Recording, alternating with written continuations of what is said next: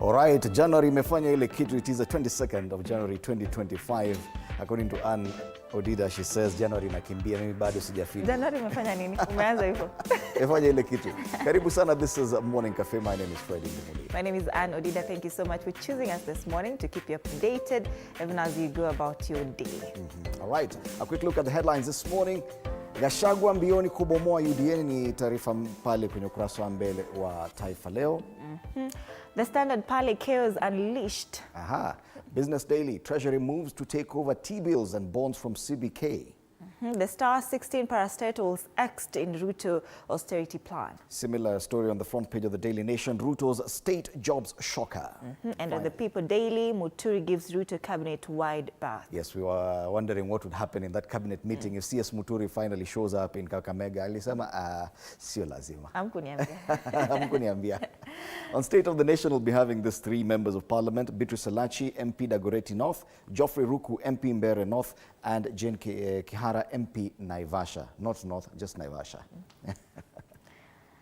And then later on, we'll be talking about love. Does it have a price tag? Oh, really? Yes. Interesting. Call us today. Last Wednesday, we had fun in studio, you know? I'm thinking this one will even be more, we'll have more fireworks. Yes. Jane Gitau and Richard Ziwa, Zimbalist, will be in studio alongside an even bigger panel. Yeah? Made up of this Gen Zs. Right. So we continue looking at the dailies, at least in the region. We'll be back to take a look at this local dailies later. And we start off in Uganda, the Daily Monitor, focusing on American news, Trump cards and how it affects Uganda.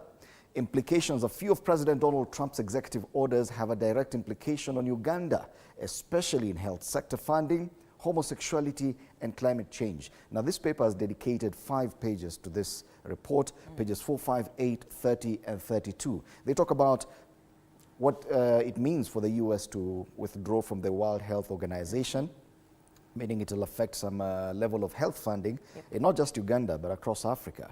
Issues to do with immigration. While Uganda loads Trump on tough immigration policy, analysts think this will affect some of the locals trying to travel there. Oil, because Trump ameamua they are drilling. Drill, baby, drill. Yes. Matters to do with the homosexuality. Remember, the previous administration had placed some sanctions on Uganda after they passed that anti-gay law. Now, what happens because Trump is changing everything? Matters climate change as well. Now, this is the same discussion in Kenya. Remember, President William Ruto has been big on matters climate action. Yes?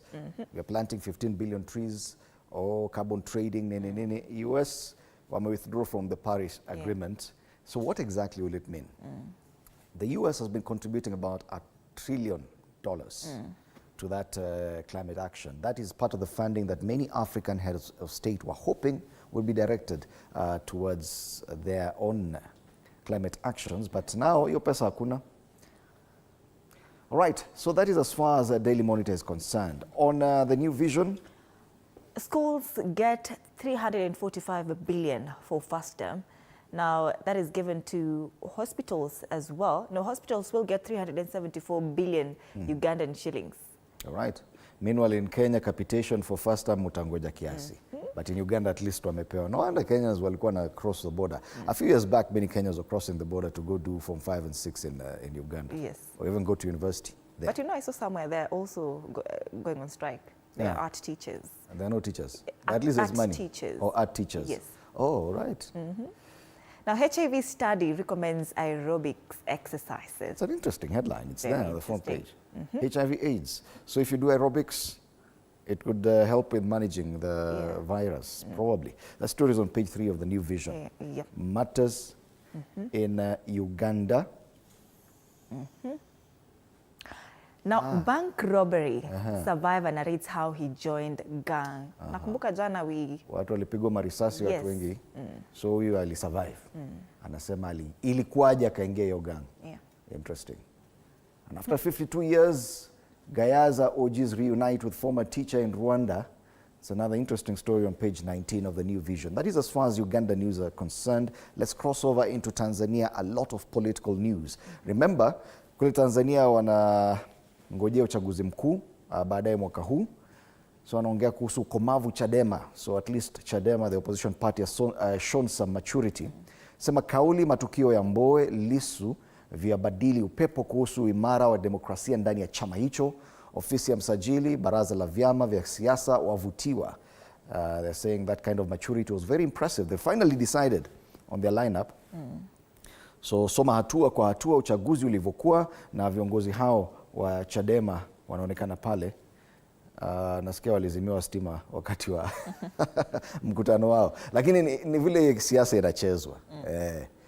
Hii hapa Kenya mnatumiwa tear gas. Tanzania wanazima stima. Lakini inaweza kuwa hakuzimiwa. Maybe tu ni blackout ya kawaida. Kabisa, you know. Pale juu Daktari Chimbi alivyoruka viunzi nyeti vya kisiasa. Sasa yeye ni mgombea mwenza wa Samia Suluhu katika uchaguzi mkuu unaokuja mwaka huu mwezi wa Oktoba. Pale chini Kinana staafu CCM na rekodi za barua ya kujiuzulu. Ambaye ni naibu wa rais. Aliye naibu wa rais sasa alijiuzulu. Na Samia Suluhu Hassan akasema ndio hii barua, si ati nimemtoa, yeye mwenyewe alisema hataki hii kazi. Did he retire? Because I remember he resigned in June 2024. But the president never accepted that resignation. Habari za Marekani, Trump akoleza maumivu kwa nchi maskini. Especially the withdrawal from the World Health Organization, that will definitely have an impact on African countries. The kind of funding that comes from that organization, especially even on issues HIV, AIDS, there's a lot of funding, free medicine and 18%. Oh yes. Now imagine the US, which is the biggest financier of the World Health Organization, pulling out. That will definitely affect us at a time when Africa and especially Kenya, we're still struggling with funding for healthcare. Still in Tanzania, we take a look at the Citizen. Uncertain future for Tanzanian graduates as Sudan war rages. Now, the hopes of 54 Tanzanian students who graduated from Sudanese universities in 2022 are now hanging by a thread due to their inability to obtain their academic certificates despite successfully completing their studies. That story is on page 2 of the Citizen. Now, matters politics as well. What CCM's constitutional changes signalize ahead of general election. Trump pia amewekwa pale. US withdrawal from WHO, a blow for developing nations. Now, health experts in Tanzania have warned that the United States withdrawal from WHO is a major setback for developing and low-income countries, including Tanzania and, of course, Africa at large. They say the US contributes 30% of WHO's budget. If you look at vaccination efforts, especially through Gavi, which provides vaccines to poor nations, the US has been a major donor. So withdrawal of 30% of the funding to WHO will definitely impact on Africa. Some of the vaccines even in Kenya, zile zinaitwa za serikali, mingi zinakuja for free. Immunization for children. So this will definitely affect that. More politics down here. Chadema exhibits political maturity. We've seen that story on the other newspaper. Hata kama walizimiwa stima, walijaribu. They talk about political maturity. So these are the regional papers talking more about what's happening in America and how it will affect us. It is part of the discussions we'll be having here as well, because these pieces of news, especially about the orders that Trump has signed, are making it to the front pages of our dailies today. But we'll be back to take a look at that. For now, let's take a look at the weather situation. Across the continent, you can see there's a system building up on the Indian Ocean towards the southern part of the continent. It comes up until the coast of Tanzania, but not into Kenya. Kenya is not very cloudy this week. So tuna enjoy some sun. It is January. So let's take a look at Vihiga, because President William Ruto continues with his tour of Western Kenya. Today he'll be in Vihiga. Yes, my director comes from Vihiga. But it's a very small town if you go. Ukipita kwa barabara, iko na bump mbili, Vihiga imeisha. Unaingia hivi, unatoka. 17 degrees Celsius as we speak, 22 degrees Celsius. It feels like 22, so it's a bit warm. Promises to be a sunny day, very little cloud cover, highs of 26 degrees, comfortable weather for any rally that the president may decide to have. Also, ule anaitwa Musalia Mudavadi comes from Vihiga. Yeah. Town moja ukiingia tu hivi unaanza unatoka. Alafu chama chake cha ANC kili merge. Ni kumaja ama ni kumezwa. Na UDA. I saw that caricature. So unaingia hivi chama mnasema memaja alafu jina ni ya huyo mwingine. Anyway. So that's as far as Vihiga is concerned, and we focus on Vihiga because President William Ruto will be there today. Let's take a look at Kitui on the other side of the country. This is the eastern part. 18 degrees Celsius as at now. Highs of 29 degrees. Cloud cover throughout. It will be sunny. So comfortable weather as well. Oh, yes. Nakuru, my home county, a much bigger town. It's actually a city, 14 degrees as we speak. Sunny weather throughout the day, highs of 28 degrees. Very comfortable weather in Nakuru. And this is what we're seeing throughout the country. Hakuna mahali kunanyesha, but a bit of precipitation expected in Mombasa. 26 degrees Celsius as we speak, feels like 28, and highs of 31 degrees. A bit of precipitation, but this one you won't feel. Hakuna isi mvua, hii ni ile showers of blessing. Hata sio showers. Hii itapotelea tu huko. So yes, comfortable weather in Mombasa as well, and finally in Nairobi. 17 degrees as at now. It feels like 16. Highs of 28.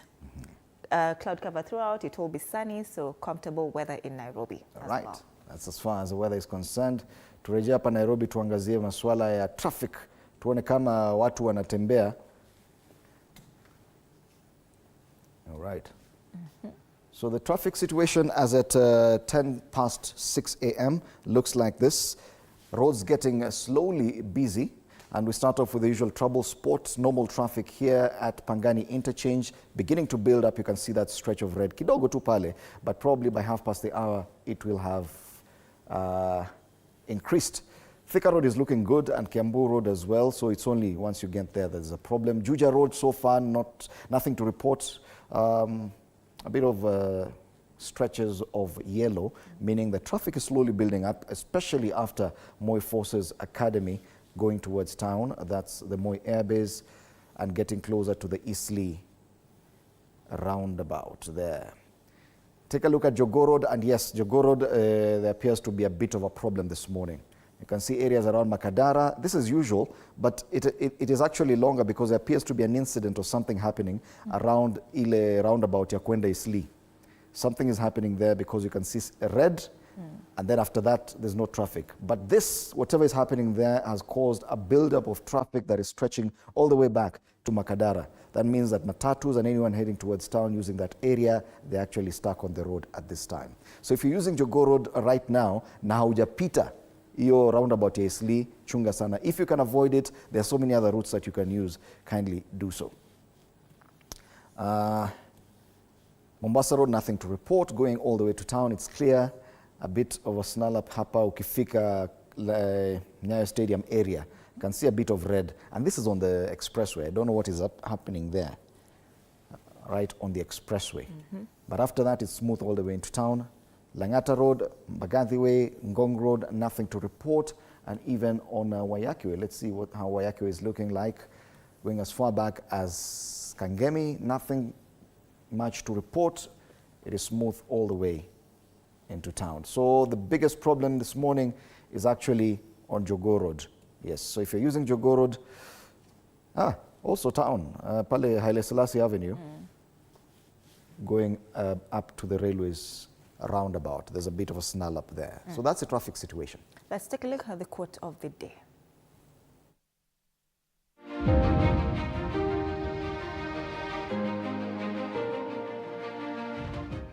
The strongest people are not those who show strength in front of us, but those who win battles we know nothing about. Remember, every small victory is a testament to your resilience.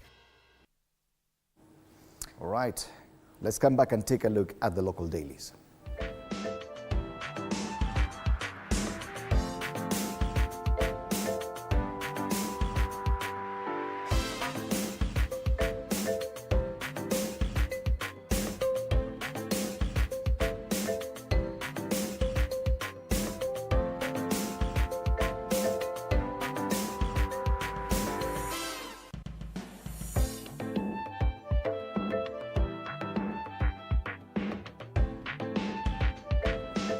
right, and it looks like our plug for physical papers. Ni kama anatumia Jogoo Road.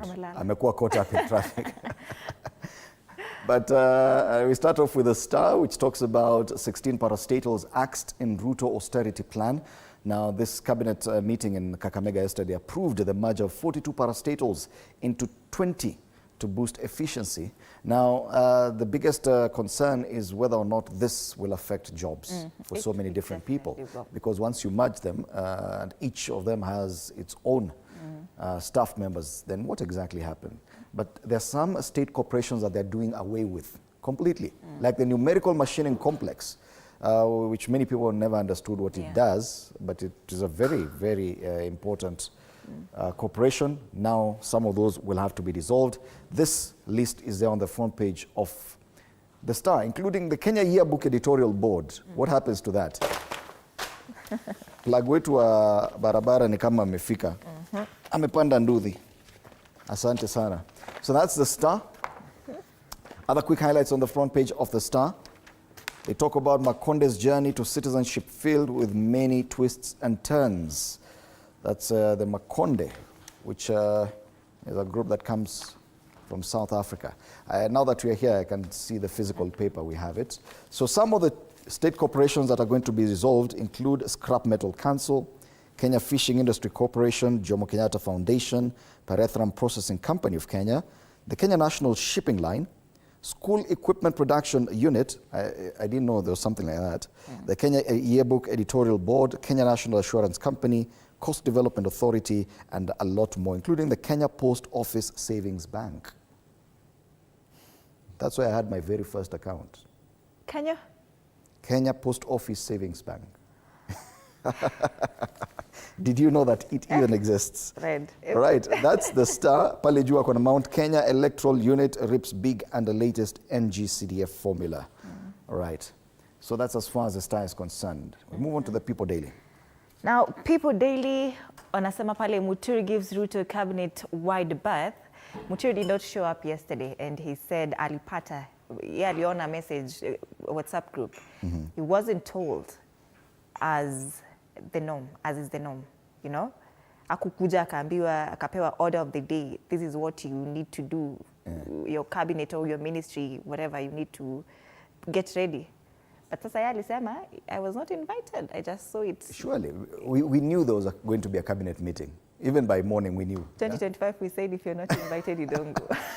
You are a member of cabinet, and there's a cabinet meeting wherever, within the state of Kenya. And unasema you're waiting for an invitation. No, you have to wait. Away. After outbursts of abductions, officials failed to send routine portfolio brief to cabinet secretary for top state organ meet. Sema sikuitwa hiyo mkutano. All right. Health sector stares at crisis as Trump orders WHO exit. Yes, a big concern there, and especially for third world countries. Now that 30% of the funding to the World Health Organization is in jeopardy. What happens? That's the People Daily. Let's take a look at the Daily Nation, and we do have a physical paper here. Ruto's state job shocker. Say 9 public corporations face a dissolution while 16 others will be sold.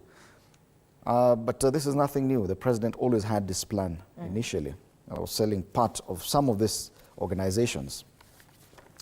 So thousands of civil servants countrywide are staring at job losses after the cabinet yesterday approved plans to merge, restructure, dissolve or sell off government-owned firms in a bid to boost efficiency and public service delivery while reducing costs and aligning with IMF's budgetary support program. Kwa hivyo ni IMF wamesema hii maneno ifanyike. Now we get it. 42 state corporations with duplicating, overlapping or related mandates that are to be merged into 20 entities. And one of them, interestingly, is the Kenya Film Classification Board. I happen to know the chairman. Sasa hiyo imesemekana irudishwe kwa ministry. Haifanyi kazi. Ni kama hakuna kazi. All right. On matters femicide, a woman and 2 girls murdered. And this, yesterday we had a similar story on the front page.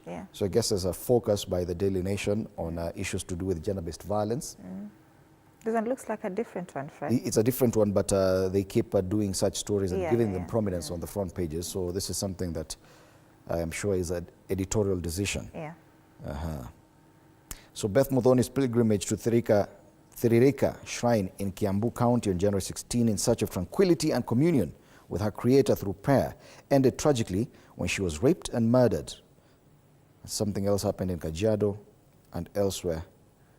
Unfortunate stories there. Trump pardons Capitol attackers after taking office. You remember the January 6 crowd that breached Capitol Hill back in 2020 or 2021? Wako na shida pale. Wamekubaliwa sasa, wameachiliwa. They've all been pardoned. Another quick highlight, 189,000 teachers in scramble for 25,000 promotion posts. Tutors from across the country send in their applications for 9,000 positions in post-primary and 16,000 positions in primary schools advertised by their employer. So, walimu wanataka promotion wote. Elsewhere, NCIC is asking for teeth to bite. Give us teeth to bite. NCIC seeks control over peace rallies. All right. On the back page, they talk about, yes, matters education, what we've just been talking about, the teachers battling for those 25,000 jobs. And Kiama set to be replaced as PSC advertises Vice Chancellor job. The Public Service Commission has advertised the position of University of Nairobi Vice Chancellor rather, to replace ousted Professor Stephen Kiama. Those are the stories on the Daily Nation today. Move on to the Business Daily. Now, matters Biashara Treasury moves to take over T-bills, bonds from CBK. Public Debt Office to sell government securities in proposed legal changes. CBK insiders say regulator will lobby to have the new proposal shelved. Another story there, KNBS to separate food, fuel in inflation figures. KNBS will from next month separate the price changes for fuel, food, and transport from other consumer items in computing inflation figures in a move aimed at giving more clarity on the cost of living. Well, now this is after KNBS launched a report on core and non-core inflation, marking a departure from the current format in which the national statistician only publishes overall inflation. We have another story there, how Trump leaves Ruto-Biden deals in limbo. Now, US President Donald Trump's executive order requiring a 90-day pause in foreign development aid could have repercussions on deals Kenya signed with the Joe Biden administration. That is last year. Sun dealers face a 4 million shillings fine for night transport. New terms for Cabicide if it revive BOC buyout. Now, Cabicide Investments will be forced to offer shareholders of BOC Kenya fresh terms should it proceed with its protracted bid to buy out its rival. That's the story. Those are the stories we have on Business Daily. All right. We'll move on to the next one, and this is Taifa Leo. Gazeti hili linasema Gachagua mbioni kubomoa UDA. Baada ya kufurushwa kama naibu wa rais, Rigathi ageuza makazi yake kituo cha kupanga mikakati kujifufua kisiasa. Na aliyekuwa naibu wa rais, picha yake imerejea kwenye kurasa za mbele za magazeti yetu. Aliyekuwa naibu wa rais Rigathi Gachagua yuko katika harakati za kukibomoa chama tawala cha United Democratic Alliance ambacho kilimeza ama sikumeza kilimaji na ANC ya Musalia Mudavadi. Lakini anasema huku Rigathi akikaribia kutangaza chama chake kipya mwishoni wa mwezi huu. Habari kamili kwenye ukurasa wa pili. Masuala ya siasa Kenya yazidi kunoga. Vidokezo zaidi kwenye ukurasa wa mbele wa gazeti hili wanasema wenye ndimi za moto sasa mashakani. NCIC kubuni sheria kali inayotoa mwongozo kuhusu matamshi ya chuki. Sema give us teeth to bite. Moto mkali watishia wafugaji. Moto mkubwa umeteketeza karibu ekari 200,000 eneo la Berth kule Isiolo. Na Trump afuta sera tele za mtangulizi. Rais Trump aanza uongozi kwa kutekeleza mabadiliko mengi ya sera Amerika, na ni mengi ambayo yatagusia masuala ya Afrika pia. Pale juu masuala ya sport, vigogo uwanjani UEFA. Macho leo ni kwa Arsenal, Real, Man City, PSG, Bayern, Inter na AC Milan. Masuala ya UEFA Champions League. Gazeti la Taifa Leo hilo. Let's take a look at the Standard now. The Standard, chaos unleashed, they say. Now, as Americans celebrated the inauguration of their 47th president, the world was left in shock and is yet to recover after Donald Trump issued 26 executive orders, 12 memoranda, and 4 proclamations that will drastically change lives and upset the world order. I love the picture they've used there. He just doesn't care. Mutadu. Drill, baby, drill. America first. Now, these orders are Trump directed U.S. withdrawal from Paris Climate Agreement, a move with serious environmental consequences. Now, Trump signs executive order to withdraw the U.S. from WHO, and the president declares a national energy emergency to expedite the development of fossil fuel infrastructure and oil drilling. And Trump issued executive order titled Defending Women for Gender Ideology, of course, which recognizes only male and female genders. And we see world leaders there who reacted yesterday as well to that. Palechini, we see parastatals to go as cabinet gives its nod. Of course, this is after the merger yesterday, and some totally done away with, some parastatals. And finally, police boss says to appear in court. That is police IG Kanja. Will it happen? Well, we'll be here. All right. Pro-Ruto MPs take battle to Gachagua. That story is on page 8 of the Standard newspaper. Yes. If we flip the paper, Marta's UEFA Champions League on the back page, and today's lineup, tonight's fixtures at 8:45, 2 games, RB Leipzig hosting Sporting Lisbon and Shakhtar Donetsk hosting Brest. That's at 8:45. Later on at 11 p.m., AC Milan facing Girona, Arsenal hosting Dynamo Zagreb, Celtic hosting Young Boys, Feyenoord hosting Bayern Munich, PSG versus Man City, Real Madrid at home against Red Bull Salzburg, and finally Sparta Praha hosting Inter Milan. So yes, timu kubwa pale, timu kama Gunners, timu ndogo wale wako Europa, nafikiri wanangojea hizo uchezwa Thursday. Huyo mtu wa Man U leo amenyamaza sana. Amenyamaza sana. Anasema wanangojea pesa za bonus ya miwa. Let's take a look at the cartoons this morning. Tuzungumzie masuala ambayo so we start off with the one on the People Daily. The 3 gentlemen there. Yeah. Na kuna box pale ya 2027 polls. Our director is out of order. And this gentleman says, "Gentlemen, let's fight inside the box." Yeah. And this is a caricature of the president suggesting to his perceived opponents. I can see Rigathi Gachagua there, and the other one with a blue shirt. Tunajua nani uvai hii shirt ya blue squeezy. Yeah. Former president. Anaambia kama kuna mambo tungoje tu kwa hii box ndani. Siku ingine, let's do it in the box. That's the 2027 elections. This one is the one for Standard? This is, yes, this is the Daily Nation, Daily actually. Nation. Yes. Find me a mountain in Western. That is President William Ruto. Of course, na trolleys hapo with goodies. And then this is Musalia Mudavadi anamtengenezea hapo this red carpet. Alafu kuna mtu anachungulia pale kijana mdogo Salasia. And you know, tunasema, if at all you find that at some point any cartoonist has actually caricatured you, you've made it. So Peter Salasia, uko kwa cartoon leo, you finally made it. Western Kenya leaders are rolling the red carpet for President William Ruto. Of course, his intention in going to Western Kenya is to try and replace the kind of support that he may have lost from Mount Kenya. That's why I say, find me a mountain in Western. There's one mountain there, Mount Elgon. Unaweza ambia Mount Elgon kwa I don't know kama ina uzito kama Mount Kenya. But yes, today is in Vihiga. That's a cartoon on the Daily Nation. Aha. The Standard. The Standard. Sasa hapa ndio mambo iko. Sio mimi nimesema, ni cartoonist kwa Standard. Amechora caricature ya rais ambaye ni party leader wa UDA. Hii UDA juzi wamemerge na ANC. Wanaita merger. Lakini sasa ni kama aliingiza hiyo chama kwa tumbo ikakuwa kubwa. So the commentator is saying, and he's asking a question, merger or mezwa.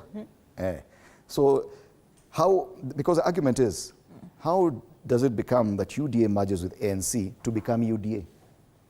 Where's the TNA merged with URP to become Jubilee. But UDA merged with the ANC to become UDA. Yeah. So is it a merger or mezwa? And this gentleman is burping meanwhile. So this is a cartoons, sio mimi nimesema, ni cartoonist wa Standard. These are some of the conversations we'll be having today with my panelists. So do stand by for that conversation after the break. Of course, afterwards we'll be talking about matters love. So to ease in whatever Fred will be talking about here with the panelists that we'll be having. Of course, on our social media platforms, interact with us at TV47 Kenya on Facebook and YouTube, TV47 News KE on X, at @Ann_Dida. The hashtag is Morning Cafe. My X handle is at Fred Indemuli. My panelists after the break, Beatrice Elachi, MP Dagoretti North, Geoffrey Ruku, MP Mbeere North, and Jane Kihara, MP Naivasha. Do stand by for that.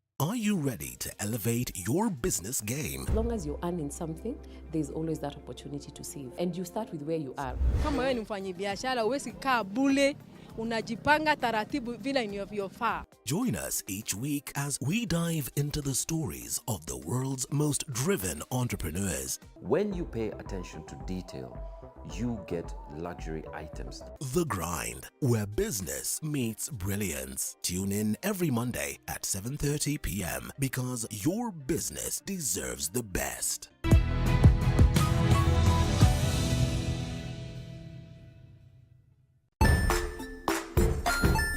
Hey there, friends. Welcome to Kids on the Block, where fun and imagination come alive. We dive into magical world filled with exciting adventures and awesome friends. What position were you in? I was number 2. What position were you? Number 1. He decided to cross the bridge by his house and look for food on the other side. We're going to do half cup of chocolate chips, and the other one, we're going to do half cup of the blueberries. So, grab your imagination hats and get ready to explore with us. Join us every Saturday at 9 a.m. for new friends, amazing stories, and tons of laughter. Join us as we explore the journeys of those who defy the odds and break barriers. We dive deep into the stories of triumph. Sometimes when parenting a child with a special need or whatever disability, family life becomes a bit complicated and you may end up raising the child on your own.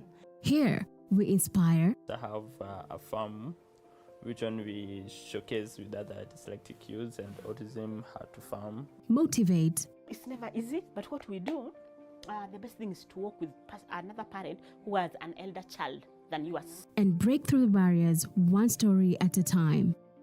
Push your boundaries beyond the limit. Saturdays at 8 p.m.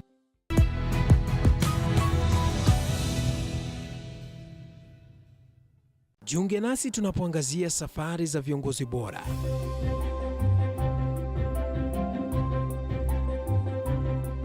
Kutoka kwa ushindi mkubwa hadi masomo magumu. Wakati wetu kwamba wasichana si wa kusoma, ni wa kuolewa, ng'ombe ipatikane, wazazi wakuwe watajiri. Tunashughulikia yote. I wish I were a better investor. My parents taught me how to look for things for myself. Tazama Mfahamu Kiongozi, ambapo kila kipindi kimejaa maarifa, mikakati na hadithi za kukuza azma yako. For me to succeed, I have to fight. Kila Alhamisi saa 1:30.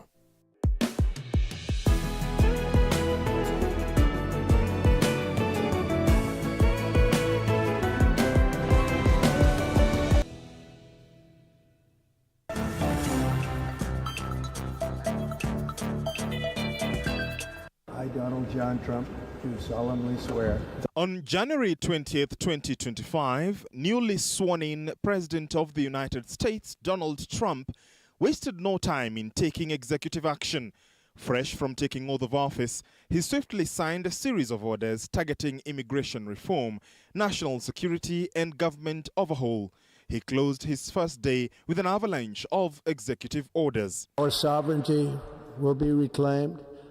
Our safety will be restored. The scales of justice will be rebalanced.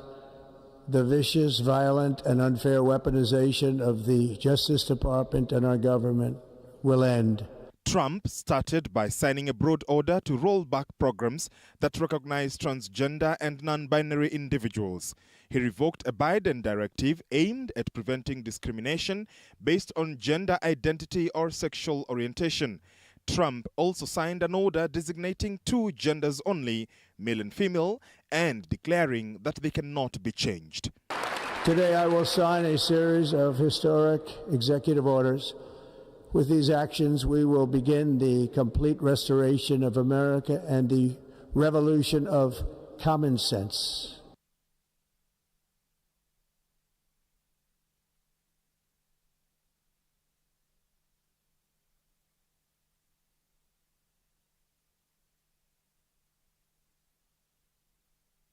To 22 years in prison for seditious conspiracy. But perhaps the executive order that got tongues talking and heads shaking is the directive to withdraw once again from the landmark Paris Climate Agreement, dealing a blow to worldwide efforts to combat global warming and once again distancing the US from its closest allies. The pact is aimed at limiting long-term global warming to 1.5 degrees Celsius above pre-industrial levels, or failing that, keeping temperatures at least well below 2 degrees Celsius above pre-industrial levels. Actually, he made the clarion call, drill, baby, drill. In other words, he's going for petroleum, oil, and so on. To make America great again. So he's resorting to old energy. And of course, the executive orders are going to deal with some of the green energy proposals, including electric vehicles that his predecessor had put in place, Joe Biden.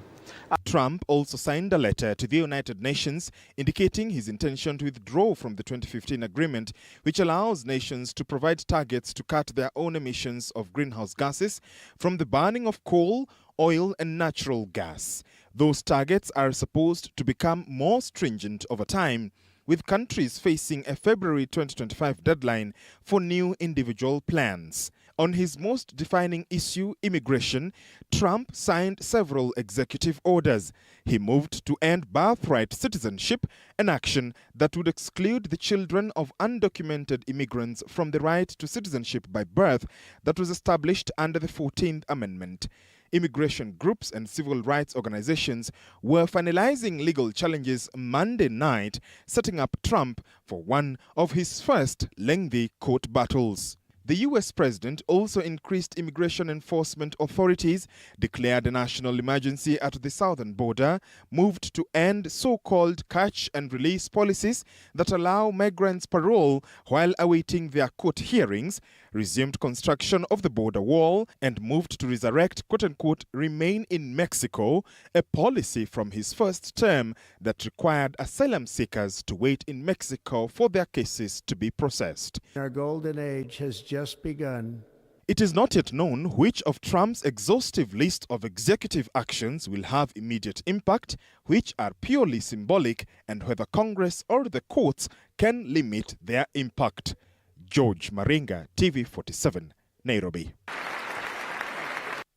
Yes, indeed. Look at our dailies and you can tell that we cannot afford to ignore what's happening in America. On the front page of the Standard, they talk about chaos unleashed with a very big picture of the US president grinning after signing one of these executive orders. That's the front page of the Standard. Other papers locally have made mention of that. Or in Uganda, the Daily Monitor also has Trump as a big news and the big story on the front page, and all the orders that he signed and how they were going to affect Uganda as well. You are indeed watching Morning Cafe on TV47. My name is Fred Indemuli. Welcome back. Let's take a look at the state of the nation, a quick look at the headlines. Allow me to introduce Beatrice Elachi, MP Dagoretti North, Karibu sana. Happy New Year. Happy New Year. How are you? I'm fine, thank you. It's good to have you in studio today. Asante. And we had always been talking about, even the moments we got to host you last year here, about what it would mean for Trump to come back as president in the US, even what it would mean to Kenya, given the kind of relationship that our President William Ruto had with the Biden administration and even with Ambassador Meg Whitman. Now, many people felt like America's relationship with Kenya and other African countries was not going to change much, but with the executive order signed yesterday, the withdrawal from WHO, that will definitely impact directly on Kenya. Well, it will not just Kenya, maybe Africa, but the impact will be very different. So what countries will do, what President Trump, and congratulations to him for ascending into office, is that we will now go back in the days how we worked with George Bush when he started the program of HIV/AIDS in Africa, and it was the Republicans' program. And countries worked directly with the US, so they will work directly with them. I think what Trump is trying to do is bring back the power that America had those days, where people didn't talk about WHO or didn't talk about all these different groups that have come and associate together and bring in all member states to be part of it, but used to talk about America. And that's where he's headed. And that does not mean he's not going to have relationships. He'll have relationships with the countries. They will feel that you appreciate the policies he's bringing in. And so I know Uganda will be very well with him. Kenya will be very well with him, because most Kenyans prayed for him to become the president. And the matter was just one: how do you bring back countries to realize that you must appreciate and have your country? Build your country. Even as you go to the others to look for, build yours first. And it's a consequences of post-COVID. And we have refused to accept even ourselves. We assume life is just normal. We forget it closed for 2 years. There was no factory, there was no nothing. How do you bring back each nation after that? It's very critical. Yes. Yeah. But when it comes to Kenya, and President William Ruto was very keen on climate action. Yeah. But with the US withdrawing from the Paris Climate Agreement, where it contributed at least $1 trillion dollars every year, that would mean that even the kind of funding towards climate action that was to come to Africa, including Kenya, which President William Ruto was really keen on, may not come. When you say it will not really affect Kenyans, in as far as climate action is concerned, definitely things will be different. Well, I thought climate action should not just be about funding. It should be preserving your nation, never to have all the challenges people face: floods, droughts. You find yourselves in different crises that come with climate. So let us now go back and set. Because we were expecting another country to come and really tell us we have to plant trees. We continue planting our trees. But when it comes to funding, because some of these issues like planting 15 billion trees are very resource intensive. It requires a lot of funding, even for Kenya to be able to The funding is execute the human resource in Dimuli. I believe the funding is us. To plant a tree in my shamba is me. I have not even seen the funding itself, but we've continued planting trees. So it's how do you now bring children into this model of climate change and tell them, plant a tree to be, a tree is you. You are a partner to the tree. And every child will plant a tree. Not just in school, but they can be given spaces. They can go back to the 4K clubs.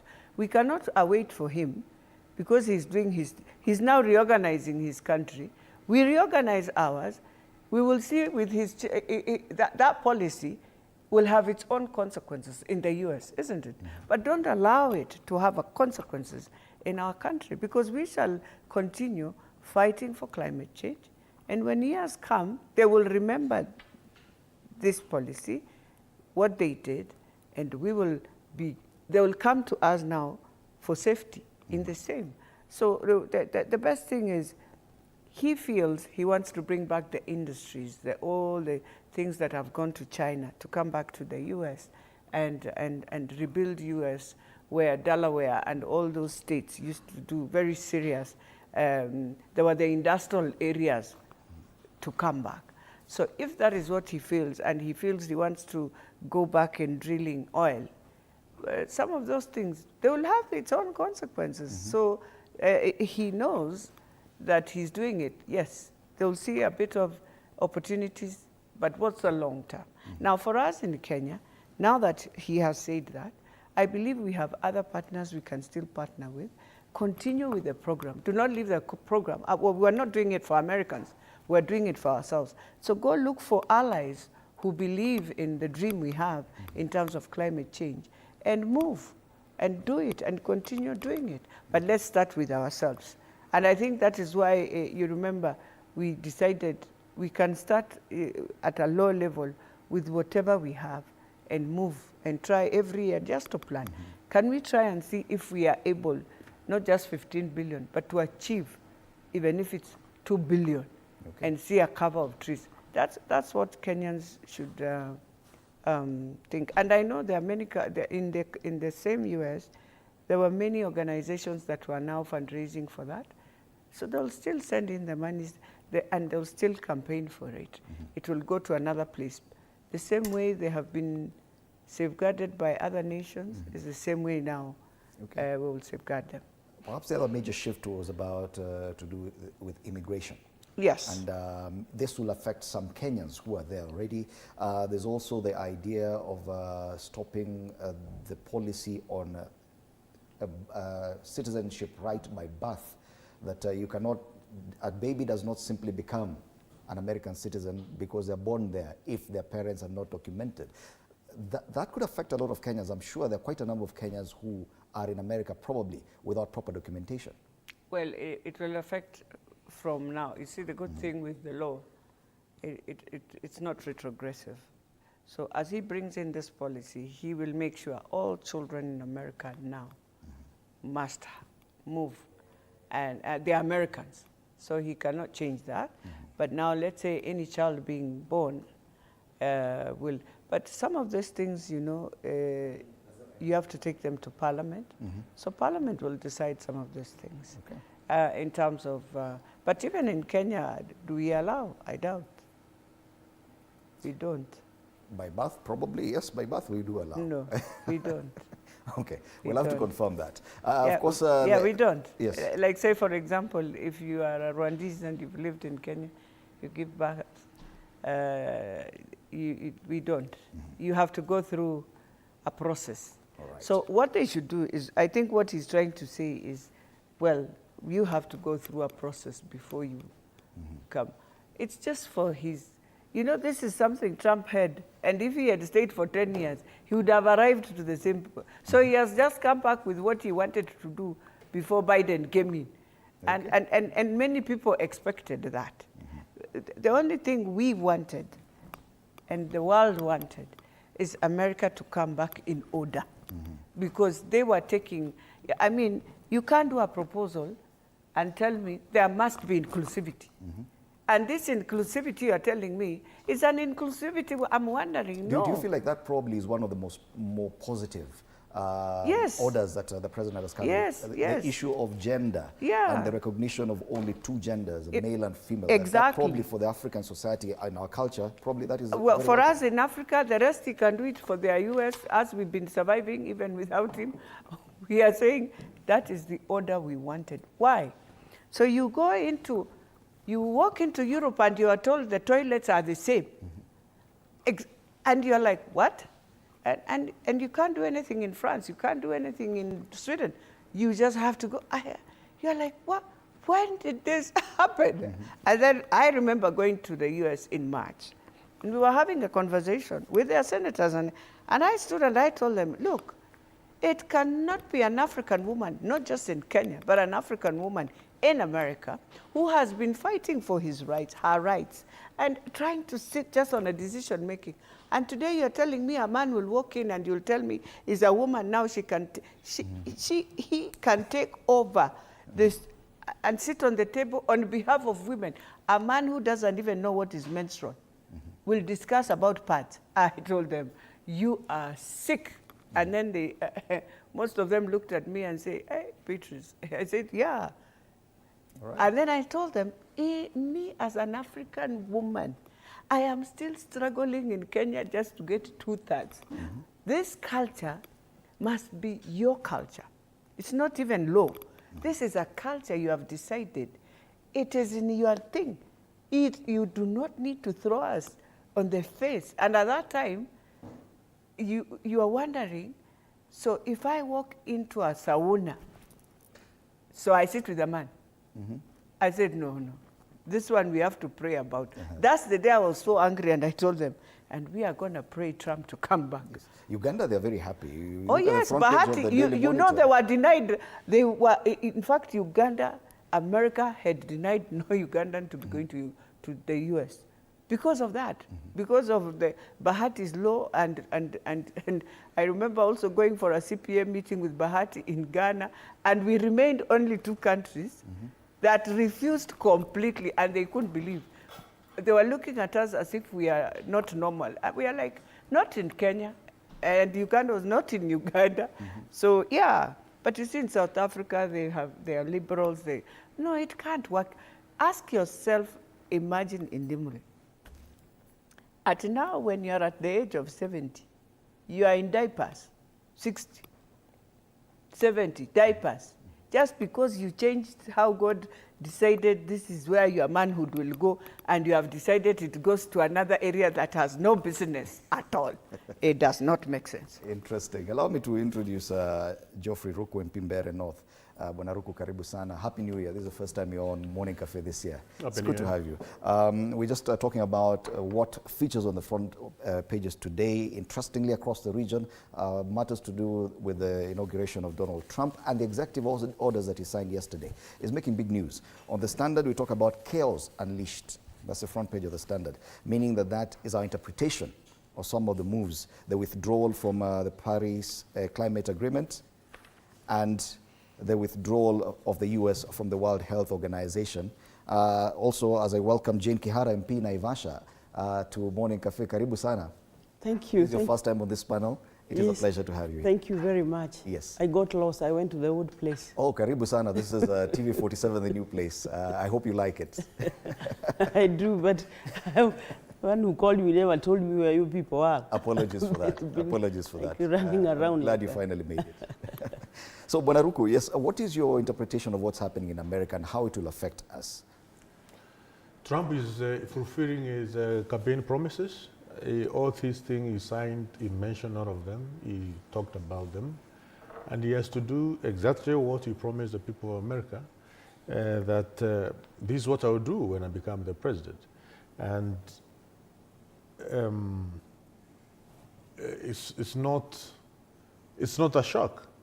It's exactly what he told the people of America. And he has a total mandate, overwhelming mandate as a president, because he won the Senate, the governors, and the House of Representatives. The Republicans have the majority from the House of Congress all the way to the Senate. So he has an overwhelming mandate as a president of the United States. These are the issues which he campaigned and promised the people of the United States that this is exactly what I will do when I win. And I think it is for him to fulfill exactly what he said. We may not agree with a number of issues, okay? But United States of America is an independent nation, a sovereign nation, just like Kenya.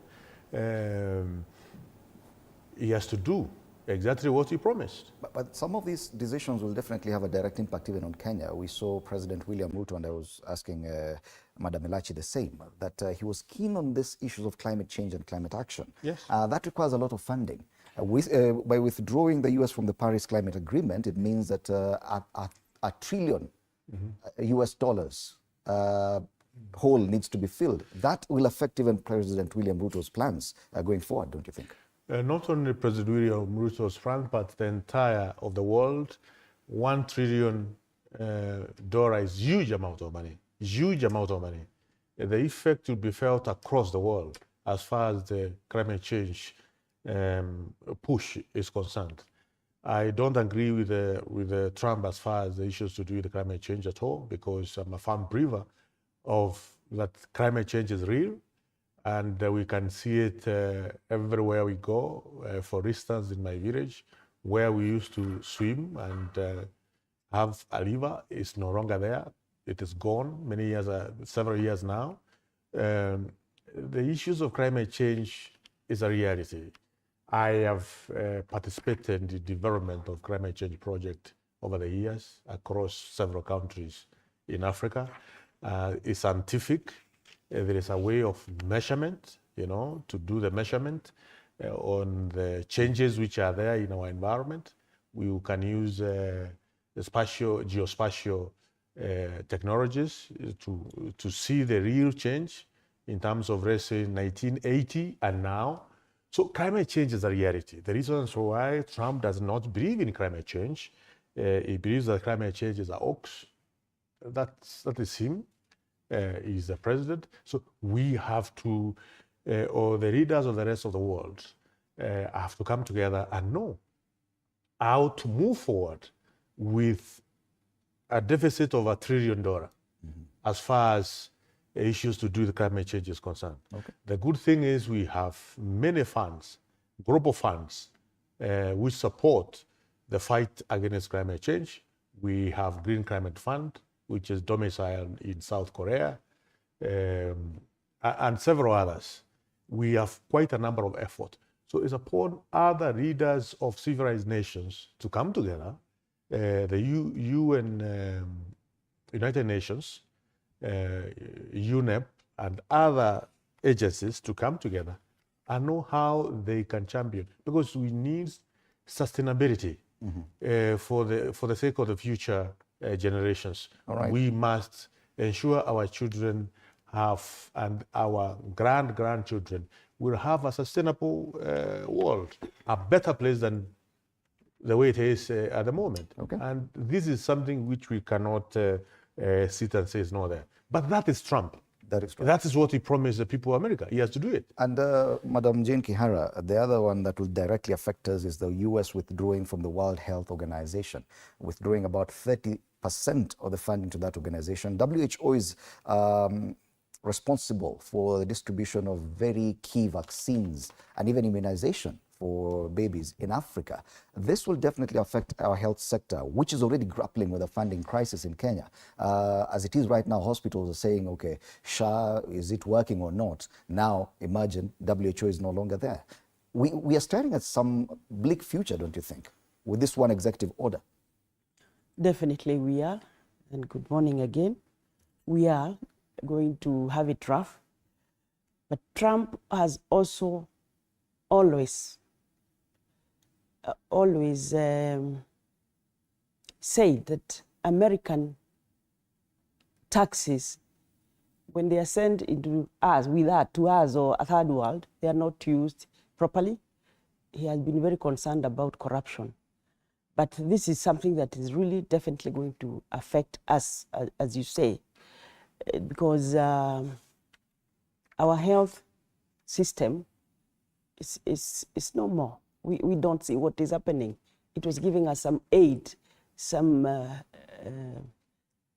do you call them? Some relief. Some relief elsewhere.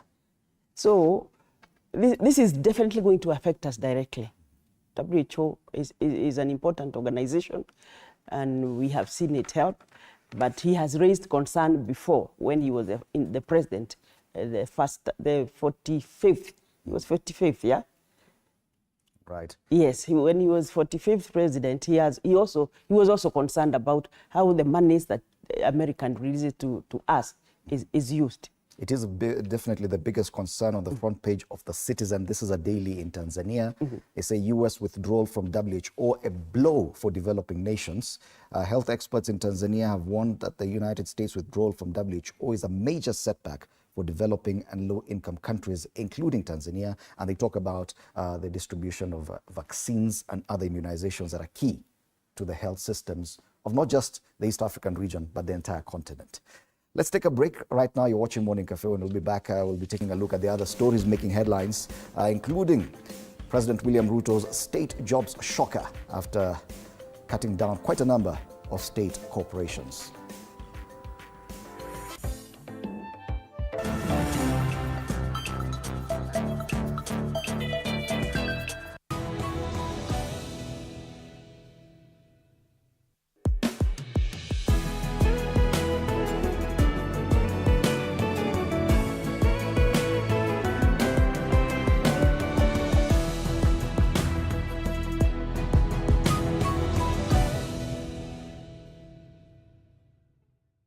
Are you ready to elevate your business game? As long as you're earning something, there's always that opportunity to save. And you start with where you are. Kama wewe ni mfanyabiashara, huwezi kaa bure, unajipanga taratibu vile inavyofaa. Join us each week as we dive into the stories of the world's most driven entrepreneurs. When you pay attention to detail, you get luxury items. The Grind, where business meets brilliance. Tune in every Monday at 7:30 p.m. because your business deserves the best.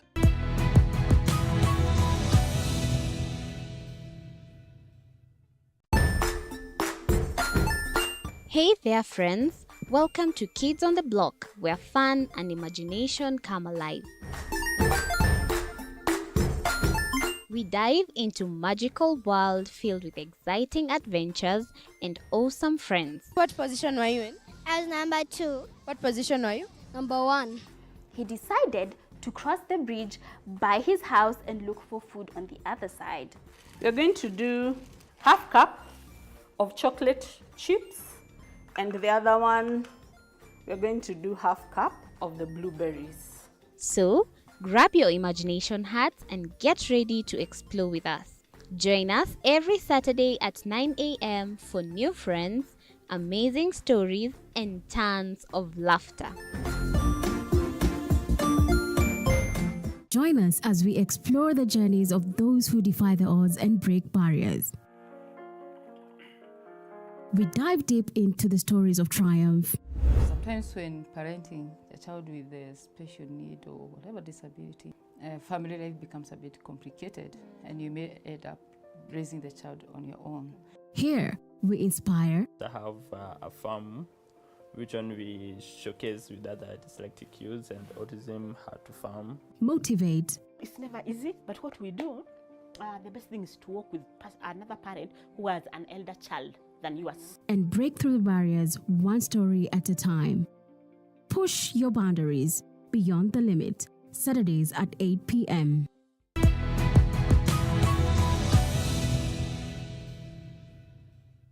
Jiunge nasi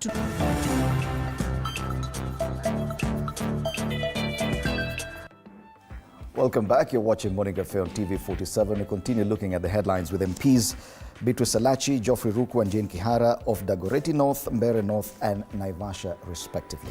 We were focusing more on what happened in the US with the signing of executive orders by Trump and how they would affect nations like Kenya and our neighbors. Now I want us to come back home and take a look at the big headline. Yesterday there was a cabinet meeting held in Kakamega, and one of the decisions means this: that thousands of civil servants countrywide are staring at job losses after the cabinet yesterday approved plans to merge, restructure, dissolve or sell off government-owned firms in a bid to boost efficiency and service delivery while reducing costs and aligning with IMF's budget support program. Underline IMF. It's one of those stories also covered by our reporters here at TV 47. Let's watch the package and come back to discuss this.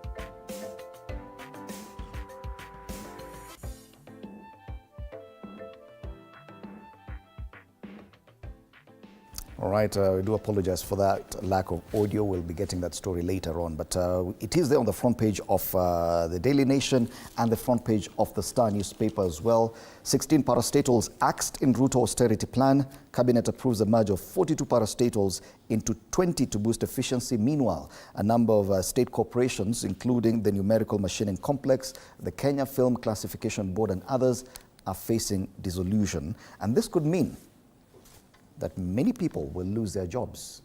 Beatrice Elachi, we've been talking about austerity, and the president, there was a conference earlier this year talking about the cost of maintaining the workforce, yes, in Kenya. But this is perhaps the very first time we're seeing a proper move towards austerity. It will come with some pain, definitely. Oh, definitely. A lot of pain, I know, because of what we just spoke. We tend to always forget the consequences of COVID and how people, that's why even people are suffering. And we tend to not look at the policies in a manner where you can caution. But I'm hoping, you see, yes, you can merge them, you can close others. But what you should be doing is, before we even come to that level, I am hoping those who have done the document, the expertise who have now proposed this, we have a series of proposals in terms of the human resource. That yes, if you merge, let's say for example, earthy water with the rest, those who had the expertise in earthy water, that you know, must be carried forward to assist in that department, so that it doesn't go and become, because people tend to just continue comfortably with what they were used to, and they will forget there's this merger that came in. And so we need a team to go in. And in that also, it is good to just get to know how many were also going for retirement, so that we know who are we pulling in, not just the ones you are merging, but where you are merging also. So a very good threshold, so that you don't find yourself people saying, now I've left a job, I've done this and this. And the other thing is that you have to be always cautious, because I've realized, let's say for example, KPLC, it's not about the merger, it's about they used people to do many of the jobs of the last mile. And so you left them hanging there.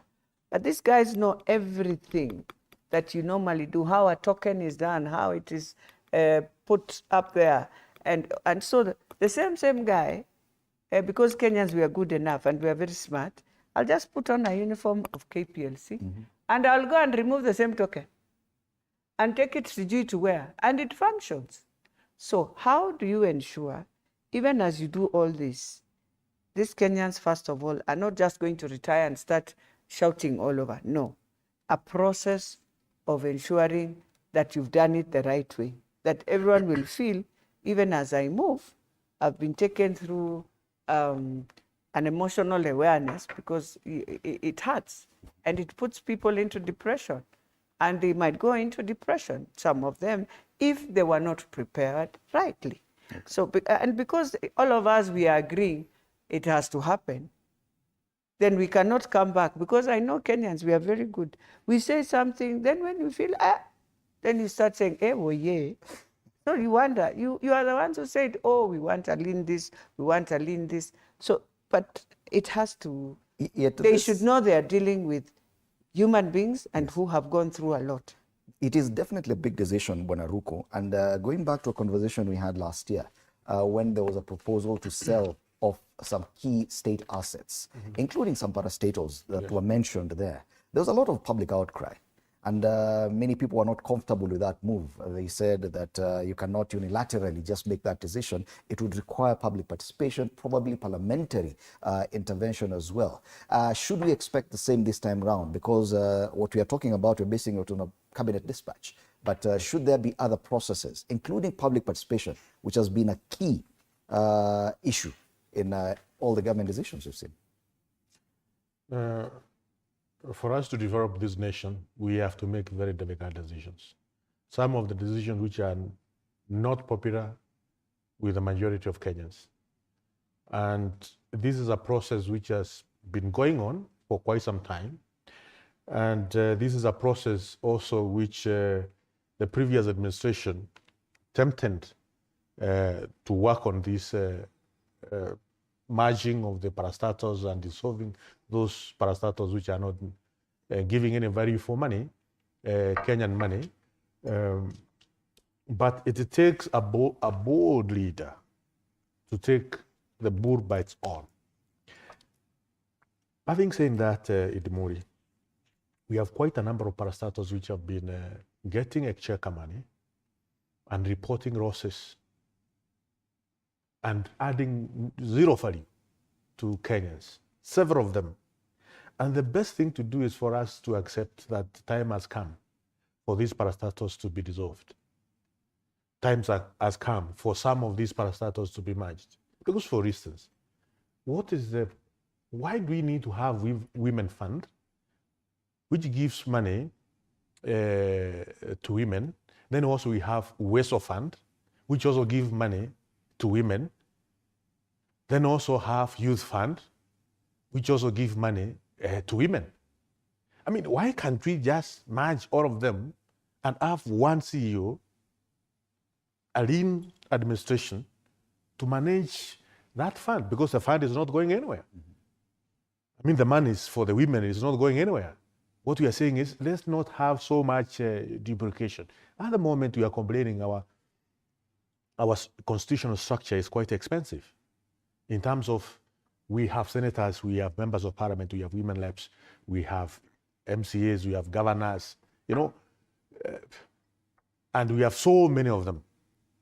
Then also we have so many institutions doing more or less the same thing. I think it is right for the executive to sit down, look at the roles played by every institution, see where the duplication, merge those who have the institutions that have duplication of roles, those institutions that don't bring any value to taxpayers' money. Let those institutions be dissolved, because we must run a very efficient government and effective government.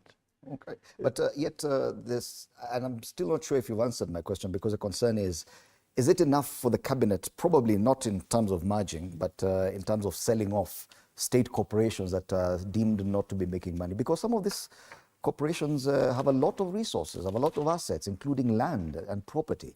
And is it a decision that should just go unchecked, probably through public participation or through the intervention of the National Assembly that you are a member of? Jane? That's how we do things in Kenya. Somebody sleeps and overnight they announce very drastic measures. I think it is, yes, it is necessary, but it should be gradual. Why? Gradual in terms of who and who are here, what services does it offer, who can we merge it with, and that kind of public participation. Plus those people work there. And also don't forget, there are people who have jobs, just sit, because there's nothing to do. So it was necessary, but not in this style. It's a cabinet sitting and saying, now we have done this, because it's going to create a lot of problems in jobs, and also even the logistical problems. Like, yes, we know this organization does what this organization can do. So who remains? Where do they go? I mean, it's how we do things. That's why you see many things not going on, including that health we are talking about, because of these hasty decisions. Yet we saw the National Assembly give up its right to be included in the process, especially of selling off state assets. It's necessary, but let me also tell you, sometimes there's some individual interest. You get rid of this, I'll buy it. So it is not clear. It's not clear. And that's where the National Assembly should come in, yes, Madam Elachi. Exactly. In terms of oversighting, some of these decisions are major. They'll affect Kenyans directly. Some assets are in jeopardy here when it comes to selling off state assets, because some of the parastatals have a lot of land and property. shouldn't the National Assembly be really involved in oversighting such a process? Or should the executive be allowed through a cabinet memorandum to do that? First of all, remember this is a process that started, do you know, during Kibaki's time? You remember the task force we had to look at parastatals. And I think it has just been there. It goes, people feel, let's hold on fast, it moves. And one thing that is bringing all this, especially the water sector, remember it's a devolved sector. It has always had issues with governance, also feeling there are many parastatals pushing in. But Parliament passed and agreed that yes, we need to accept the task force report and come up with a law on how to merge. So, and you remember there was a time everyone was questioning, especially, you see now when the finance bill collapsed, and that is one thing we are also, we've decided it doesn't have a consequence. It had big consequences because some of these parastatals were to receive resources. They never received. So they are just there. You don't do anything, but you're just there, and you're hanging in a bait like, and so those are some of the consequences also. But then, having said that, I will agree with my leader Jane that it is important, and I've said also, it is important for us to appreciate. We are going to deal with Kenyans who have gone through a very tough time of post-COVID crisis. And how we are right now is not at a good place. But then I am just hoping that each parastatal will be given time for processes to be done properly as they move either to merge into the other. And who are these merging? Have we looked at expertise? Have we looked? And that's why I say start with those who are about to retire. So if you are 6 months to retire, those are, you release those ones. Yet, as a member of the National Assembly, probably those are the questions you should be asking, because it would appear, and I'm looking at some news from last year where they say the Ruto government has been given a free hand to sell state agencies. Yet the 2010 Constitution gives Parliament, and these are both houses, substantial powers to check the decisions of the executive. When members of the National Assembly sit here and say, this is what should be done, we are at a loss, because this is actually a role. It's common sense for anybody. Even you, when you're closing your office, do you just wake up and close? There has to be a process. Yes. Exactly my point, Wanaruko. So, you see, when Uhuru Kenyatta administration came to power, one of the things they did is to come up with a team, a task force, to look into how parastatals are going to be managed. And that team was led by the former member of parliament, I think of Mandela. I'm forgetting his constituency. And they came up with recommendations. That was back 2013, 2014. And that's when Uhuru administration launched Mwongozo. Mwongozo is a booklet on how to run parastatals. And there were recommendations that some of the parastatals are not adding any value to taxpayers. Instead, they are cash cow. We are just wasting money, public money, through some of these institutions. So this is a process which started more than 10 years ago. And we can't continue pussyfooting about some of these very important decisions which need to be taken by board leaders. The issue of that majority of, some of the employees in these parastatals are going to lose jobs, it may not be true, because these are government institutions. What happens when a certain arm of government is redundant is that you are taken to other ministries. You can be, depending on, let's say, a parastatal is under the Minister of Agriculture. You'll be taken to the Minister of Agriculture and assigned some role there.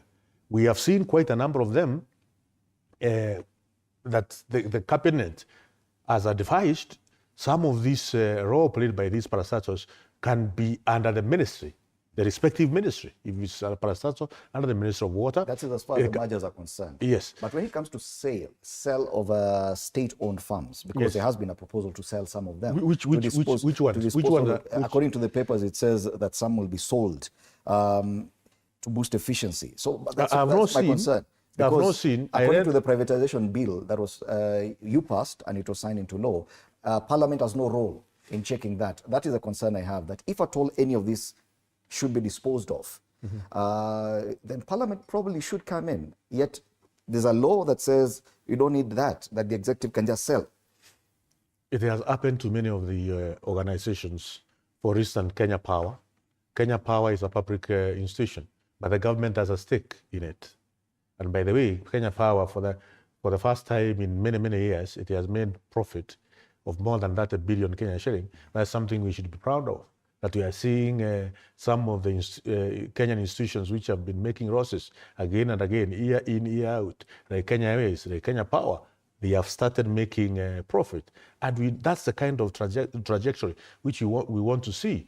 And it doesn't come just by mere, it comes through very hard work, making the right decisions, making the very difficult decisions. And some of the difficult decisions which the government is making, or the president is making, is saying enough is enough, this parastatal has to be dissolved.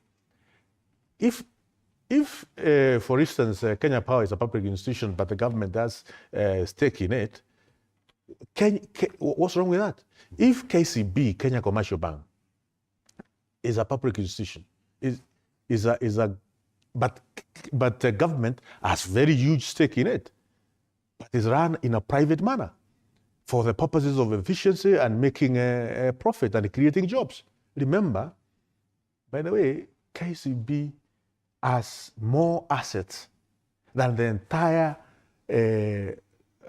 government or the country of Rwanda, or the asset of the Republic of Rwanda are less than the Kenya Commercial Bank assets. And this is a public institution where government of Kenya has very huge stake in it. So if that's the direction which we want to take, we sell some of the stake of these institutions which are burdening the efficiency of the government, to make them profitable, to employ more people. That is the right thing to do. The concern is the lack of involvement of the National Assembly in such huge decisions that we're making right now. Even Safaricom has some serious government stake in it. But if it was to be disposed of, shouldn't the National Assembly be involved? That's my question now. It is important for the National Assembly or the Parliament to get involved in some of these things. Also, I don't think the National Assembly or the Parliament has been gagged not to discuss some of these things. If I'm not comfortable the way, let's say, the merging has been done, the sale have been done, I just need to go to Parliament and raise a motion of adjournment, which we can discuss. There's nothing that can't be discussed on the floor of the House. So you just need to go and write to the Speaker, request for a statement, request for a special motion of adjournment, discuss. You can even get the same law, you can amend it. We can amend it immediately. It's not, I mean, we have the necessary tools as members of Parliament to check the process. If we feel the process is not okay, we can check it tomorrow morning. So there is no issue of, even we can call for a special sitting. We are in recess at the moment, but it is possible to request the Speaker, if this is a matter of national importance, to request the Speaker for a special session to discuss these issues. So don't be told by anybody that now members of Parliament are gagged, they can't be able to do anything. No. Okay. We have the space, we have the law on our side, we have the tools to use in the National Assembly to ensure these matters can be discussed and can come to the floor of the House. Fair enough, and I think that's but difficult decisions must be made. Yes. We have to take this country in the right direction, and I think we have the right administration. I hope these in are doing so. just proposals that will come to Parliament. I hope Cabinet has already approved, so I don't know if it's... it's a proposal by the cabinet to come to the parliament. Okay. If it comes to parliament, then there is an oversight. There is something that's not really clear. Yes, you can see it and approve, and because parliament has to pass it, then it goes to parliament. I'm really hoping it will come, because some of us would want to ask some questions here. I think the main we have even a departmental was committee from the privatization act that was signed into law last year, where parliament was not to get involved. It was only the executive to sell off state farms. I think that was the only concern. We have even a departmental committee which deals with the state corporations. Okay. Fair enough. And we have a chairman. We have members of parliament who sit in that committee. So probably they have a job to do. We should hope to see some of these decisions being canvassed. Hopefully. Yeah, hopefully in the National Assembly. Hopefully. Yes. Ruto's state jobs shocker. 42 state corporations with duplicating, overlapping or related mandates are to be merged into 20 entities. A big decision, definitely, as communicated by Cabinet, and our hope is that the National Assembly or the Houses of Parliament will get to scrutinize this process as well. Speaking of Cabinet, and now we're getting to the more political discussions, there's a very interesting angle that not many papers have actually managed to highlight. It is only the People Daily that decided to talk about this. And it's a big story on the front page of the People Daily. Muturi gives a Ruto cabinet wide berth. Yesterday, the cabinet held its very first meeting of this year in Kakamega, at the State Lodge in Kakamega, chaired, of course, by the president. And we see that CS Muturi was not available. He said it was not communicated to him. We've seen the kind of statements he made with regard to the abductions. Now we're seeing him skip a cabinet meeting. They say after outburst over abductions, officials failed to send a routine portfolio brief to the cabinet secretary for top state organ meeting. This has implications. Are we looking or staring at a possible cabinet reshuffle, seeing this kind of headline on the front page of the People Daily? There had been a lot of speculation that CS Muturi, by coming out and saying those things, he was actually facing the door. Well, in the year 2025, you know, some of these things, let me take it on a spiritual realm and then leave the rest. You know, sometimes it's good to always reflect back where you have come from. And in the many years, I've always said, if someone holds your hand, as much as you'll never want to agree on everything that he tells you, you don't need to bash each other. And so sometimes these things are the ghosts of my former president that follows his people who he walked a journey with as friends, as brothers and sisters. And they are going to suffer, most of them. But this is just on a spiritual path. So let me come to the normal way how we look at things as Kenyans. You see, for me, if I was, because me, I respect my speaker, my Attorney General. He guided some of us for some years when he was our chair at CMD. Me, I always say, when you reach at a point and you feel your spirit is telling you, now this is not right I'm doing, then just tell God, light my candle, give me the strength to just face it, and face it and just come out of it and refocus your journey. Do it the right way. You don't need to be sacked. No, you can resign, just resign and leave. Because in all these matters, I've always said, we have children. And children might take us to heaven or will find us taking us to hell when hell was never yours. Because of our own children, how they do things. So we don't need to start, because Kenyans will unveil to you even what you have not done. They will put it in the papers and the media will discuss you. They will say, yeah, he was like this, and you have never done it. And because we love those stories, it will become a true story. So don't allow your son to start. Slowly by slowly, it will change from Muturi. It will come, oh, it was this, it was this.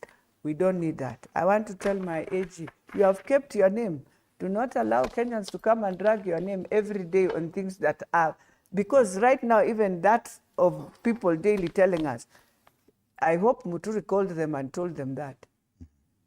Or they are assuming all those things. It will be very sad. They quote sources at State House. Sources. Now you see, you have quoted me on a source. That they've decided to avoid the meeting. He may have decided to avoid the meeting after respective state officials failed to send him a brief on the cabinet agenda for his docket. But it was wrong also to fail to send him a brief because he's still a cabinet secretary. Send him a brief. Okay. But for me, I want to tell my AG, for my AG, to not allow Kenyans to put you on papers with stories that will not be true, and they will make it to look true, and it will become true. They will discuss you on something you're wondering. Yet the CS himself said that he's not scared of losing his job. He's quoted in the media as well. Bwana Ruku, for anyone looking at this, it borders on insubordination, Bwana Ruku.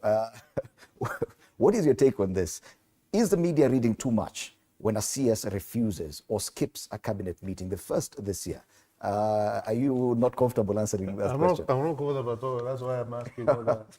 Why are you not comfortable answering that question? I respect Ruku on that one. Yeah, there's no need. Madam Kiha. I'll say I'm not surprised in this government. I have seen it when we are going for PGs. If the president is not happy with you, you don't get communication.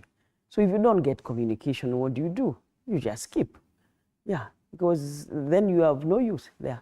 So that is how things have been working. If you don't get the communication, you just know you're not required in the meeting. Yes, you cannot force yourself. You just sit in the office and do what you're supposed to be doing. Even as a cabinet secretary, you know your role, at least as a member. Yes, I know my role, and I know I'm supposed to attend a cabinet, but you don't. There must have been some procedure of how they receive this communication. If it doesn't come, then you just leave it. That's the way I would look at it. All right. Yes. It is indicative of I remember the former DP one time saying that communication, he was removed from the WhatsApp group that communicates to them. So you're not getting brief. Muturi hasn't gotten brief. Then what? According to Madam Elachi, she says that probably Bwana Muturi should just realize that his position in cabinet is no longer tenable and probably offer to resign. Don't you think that that's the honorable thing to do? If at all you get to that point when you're not getting the proper communication. My former speaker, who I respect very much, is mature, is a grown-up. He knows why he's not resigning. I'm sure he has his own reasons. We don't have to force him to resign. All right. Yes. It is a very interesting headline. CS Muturi gave Ruto cabinet-wide berth. That's the headline on the front page of the People Daily. Perhaps that is also screaming because it's showing that disrespect. Like, but then it could be insubordination. If down there they are saying he was not communicated to, then that headline is just to call attention, if I may say. Madam Elachi, you feel that this could be misleading, such a headline? Well, I remember I went to church and I said in Kiswahili, I started with the fumbo, I finished well, and the headline was just a different thing. So if it is how, even the other day I saw something written. They are calling you to read that story. The Kano psychophants, and I'm like, did I ever talk about the president that day? I thought I just did my mind. And you can be even telling the same person. So I asked myself, what? So that headline, wide path, I don't understand how wide it is. And if I open the story, you see the problem will be you give me such a headline and then inside there's no story.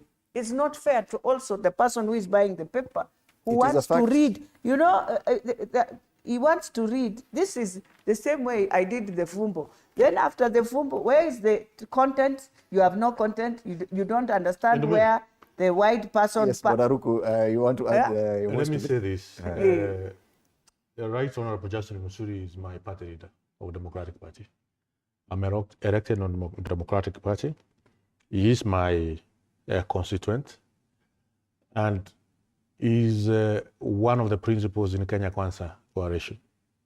I was in the signing ceremony where President William Ruto and Right Honorable Justin Muturi signed an agreement in Karen. And to that effect, these are two principals who may be having some differences. And the differences of principles can only be solved at that level. Number two, Muturi is an elder. He's not a young man. He's an elder, and for that matter, a respected elder in the Republic of Kenya. He's a cabinet secretary, yes, but not, not at the same level with several cabinet secretaries. He's a ranking cabinet secretary, high-ranking cabinet secretary.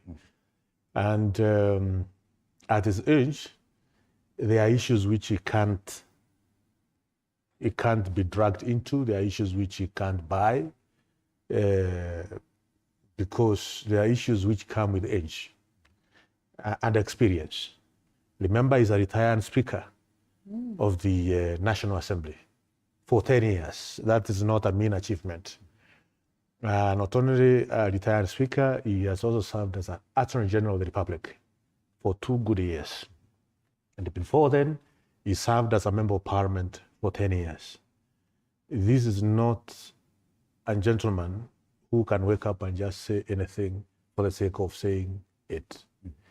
He is a decorated elder of the Republic of Kenya because he has Elder of the Golden Heart Award, which is only awarded by a president.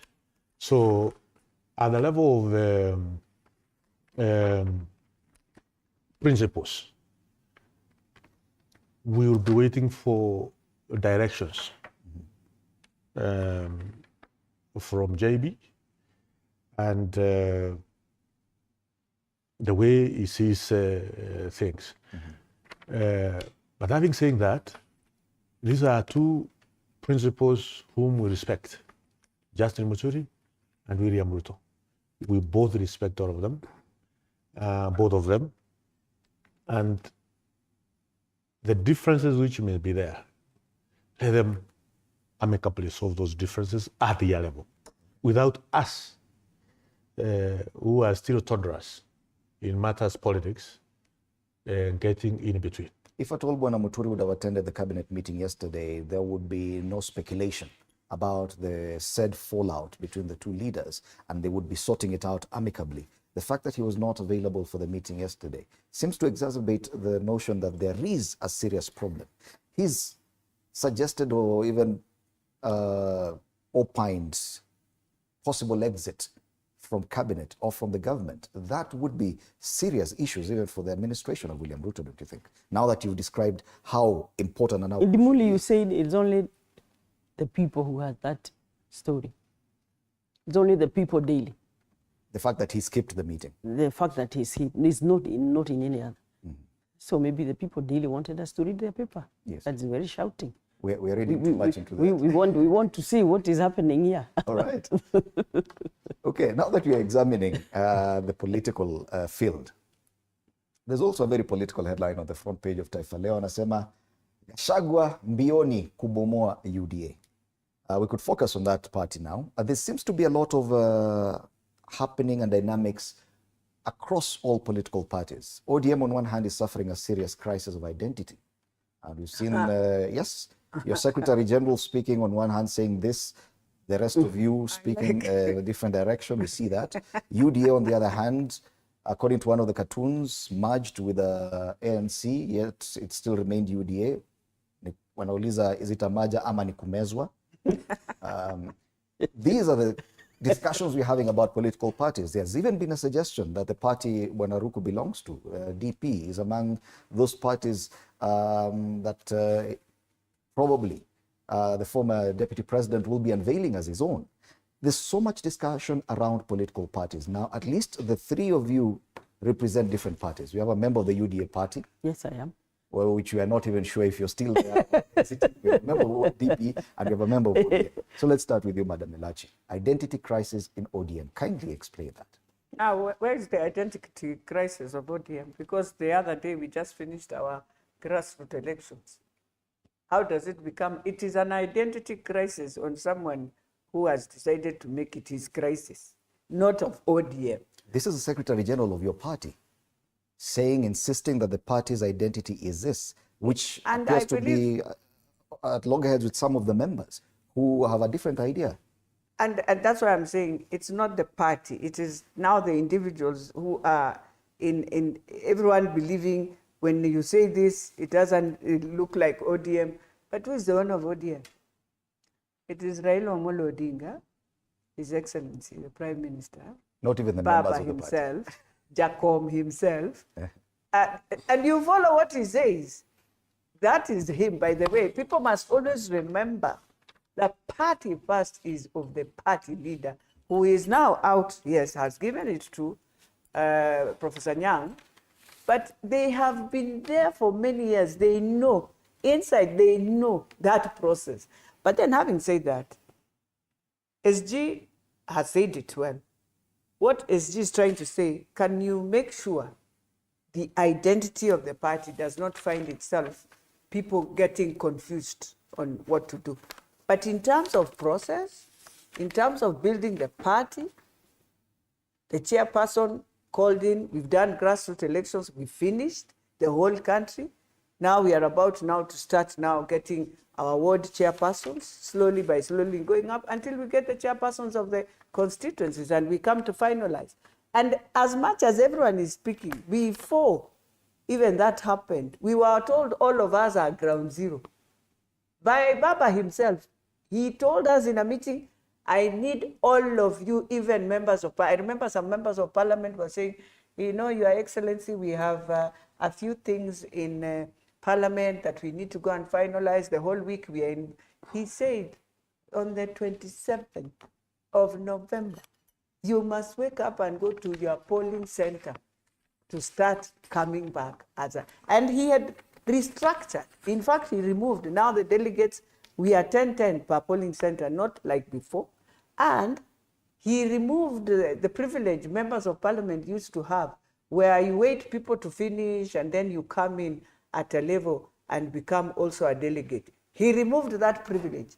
And he said, if you want to be a delegate, you must start at the polling center and be among the mainstream structure of the 10. That's what we did. Okay. But do you agree that probably with this AUC campaigns, the fact that he's working now with William Ruto, the fact that members of ODM have been co-opted into cabinet, and that some very senior party members, high-ranking party members, have already declared that they will support President William Ruto's re-election, which is 3 years away. Exactly. That in itself is causing confusion, and people are looking at ODM and wondering, now, okay, which party is this? No, it's an ODM party. And ODM is a very interesting party and a good party because it knows how to rediscipline you and discipline you. And when the right time comes, they focus and go back to their trajectory. So it depends. But having said that, you see, you will say all this, but in the end, you'll always remember, you are guided by the party, by the constitution, and that constitution has it. So if ODM agreed, we are within a hybrid. And that is why we cannot run away from the fact that, yes, we have 4 CSs in the cabinet. You can't run away from that, and you can't call them any other name. They are ODM members. And so you have to have a way. ODM had a manifesto. If you were in government, what were you supposed to do? Why can't you try in those 4 ministries to ensure and achieve the same agenda you needed? Because you were saying you're going to do it for Kenyans. Okay. So why can't you blend that with what you have agreed to do on the UDA manifesto, which they were so quite similar though, very quite similar. I don't see where many things were the same. Now you can see the similarities. No, even that time we saw the similarity. Yes. And anyway, I've never seen a different manifesto from the other since ever. I worked with all these political parties. You find they are very similar. It is how you implement them. So why can't you implement it better the way you would have wished ODM to implement? and make ODM more proud by you being in a ministry, but doing the right thing and doing it better than you would have wished to do. Let's now focus on the Democratic Party, which is a constituent party of Kenya Kwanza. And you've just been talking about your party leader. There seems to be some trouble there. And could that affect the position of Democratic Party, DP, of which you're a member? Because there have been suggestions that this could be the party of choice for quite a number of those seeking to leave UDA, especially from the Mount Kenya region. As an insider of DP, the purpose of the mission of every political party is to acquire power and form a government in the party. That's why the aim of any party. And if a time has come for DP again, because remember when President Kibaki was propelled towards becoming a president of this country by the Democratic Party. If a time has come again for Democratic Party to propel us into forming a government, that's a welcome thing. That's why all of us are in politics. We are in politics to acquire power and form government for the people. So if DP becomes one of the strong parties in the Republic of Kenya, and I don't want to talk about the region politics, because Kenya is one, is United Nation. We have to forge a unified face. That's a very welcome thing. If today Ruto is propelled by Democratic Party to the national politics and become the president of the Republic of Kenya, will I say I don't want to be the president? No. I'll run with it very fast. And those who are the senior position within the leadership of the Democratic Party, that is their mission. Are you concerned that there appears to be some constraints or some disagreement, what people are calling a fallout with your party leader and his boss, and that probably could affect your workings within the Kenya Kwanza arrangement? As I have said, these are two principles. We are not into that matrix. As soon as they give us direction, then we will decide at that time. So the issue of speculation at the moment, it will not be the best thing to speculate on what is likely to happen. Remember, these are guys who have made many political decisions in the past. For over 30 years, they have been in a process of making difficult, intricate political decisions. And that's how they have survived all through within the political space. So their decisions have very huge ramifications. Some of us have only made political decisions for only 2 years. Okay? for only the past two and a half years. But these are two gentlemen who have been in political scene for close to over 30 years, making tough political decisions. So that's why I'm saying these are two principles up there. They know what they are doing. They have been in this game for long enough to be able to read the signs of time. We leave it to them. You know, let's leave it to them. Let's not speculate on anything. That's as far as DP is concerned. They have the tools, the apparatus. If today, let me leave it at that. All right, let's move on to UDA, perhaps the most interesting party as we speak right now. And that cartoon on the Standard, where we see the party leader portrayed as having swallowed another party, and he's even burping. So the commentator there asks, is it a merger or mezwa? First, do you still consider yourself a bona fide member of UDA beyond the tickets that propelled you to Parliament? I pay a subscription every month to that party. You still do? So I am a member of UDA. Okay. And I don't agree with Honorable Ruto when he says Kenya is one, and we saw a whole member of Parliament saying that Mount Kenya should be left alone, so that it is, and the president was there. In the president's eyes, just there watching, saying, wachana na hawa watu wakae huko. So keeping on pretending that Kenya, yes, Kenya is one because we are in that map of Kenya. But people sometimes are treated differently. However, our former DP Gachagua is not a member of UDA. He was a deputy party leader. You know, he was removed because he's not in the government, which is okay. Honorable Gachagua has friends, and I happen to be one of them, by the way, for a long time, beyond parliament. So anybody who thinks that I should not be where he is or near him is making a mistake. And I said this in our PG. I said, when Deputy President was William Samoei Ruto, I also used to go to his meetings because he was official party leader, deputy party leader, and also the principal to the president. So he was my boss. Gachagua was my boss when he was there. When he's not there, he's my friend. That doesn't mean that I should not. And in any case, nobody should have even imagined that this would happen, but it happened. This was history made in this country, impeaching a deputy president. That was it. And you say he's your friend. He's indicated that in the next 14 days or so, he's going to name his new party of choice. Will it happen the same way we saw issues play out with the then Deputy President William Ruto, that he formed a party while still inside the government, and many people started moving towards that direction? Now, Rigathi Gachagua is not in government, but he's talking about a different party, of which many members, elected members currently within Mount Kenya region would want to support. Will you be one of them? Let me say this. Let's cross that bridge when they get there. And nobody should have ever even imagined that this would happen. It happened.